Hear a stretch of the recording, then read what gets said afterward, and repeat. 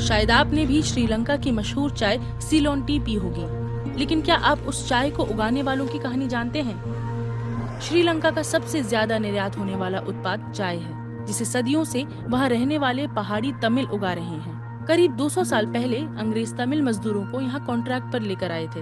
ये मजदूर यहाँ चाय और रबड़ के बागानों में काम करते थे। वो बस खाने भर का ही कमा पाते थे, यानी गुलामी से थोड़ी ही बेहतर स्थिति में थे। मलय तमिलर பொறுத்த வரைக்கும் ब्रिटिश पीरियड अंग्रेजों के दौर में तमिल लोगों को भारत से श्रीलंका यहाँ चाय बागानों में काम करने के लिए लाया गया था। ऐसा माना जाता है कि जब इन मजदूरों को लाया गया था तब इन्हें घोड़ों के अस्तबल जैसे कमरों में रखा गया था, जिन्हें लाइन रूम कहा जाता था।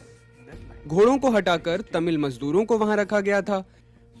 बाद में भी इसी तरह के कमरे मजदूरों के लिए बनाए गए और आज भी कुछ कामगार ऐसे कमरों में गुजर बसर कर रहे हैं। அதில் தான் வந்து மலைய தமிழர்கள் வந்து கூடுதலானவர்கள் வந்து வாழ்ந்துட்டு இருக்காங்க। अब उन तमिल मजदूरों के करीब 8,40,000 वंशज श्रीलंका में रह रहे हैं। लगभग 1,50,000 पहाड़ी तमिल, जिनमें ज्यादातर महिलाएं हैं, वो द्वीप के बीचों बीच बने बागानों में काम करते हैं। पीढ़ियों से चला आया शोषण अब भी जारी है। वो रोज 3 यूरो यानी कि लगभग 270 रुपए कमाते हैं, जो औसत वेतन से काफी कम है। यहाँ रहने वाले कई मजदूर केवल 1,000 श्रीलंकाई रुपए यानी करीब 3 यूरो प्रतिदिन पर काम करते हैं। इसमें बच्चों की देखभाल नहीं हो सकती, जरूरतें पूरी नहीं हो सकती। हम घर बनाने के बारे में कैसे सोचें? कई लोग ऐसे छोटे घरों में ना के बराबर सुविधाओं के साथ रहते हैं। हमें इन घरों को बदलने की जरूरत है। हमारे पास साफ पानी नहीं है, हमारे बच्चों के लिए कोई नर्सरी स्कूल नहीं है, कोई अच्छी सड़क या बुनियादी ढांचा नहीं है। आप देख सकते हैं हम किन परिस्थितियों में रह रहे हैं। हम ये सब सालों से झेल रहे हैं और हम अपनी अगली पीढ़ी के लिए बेहतर भविष्य चाहते हैं।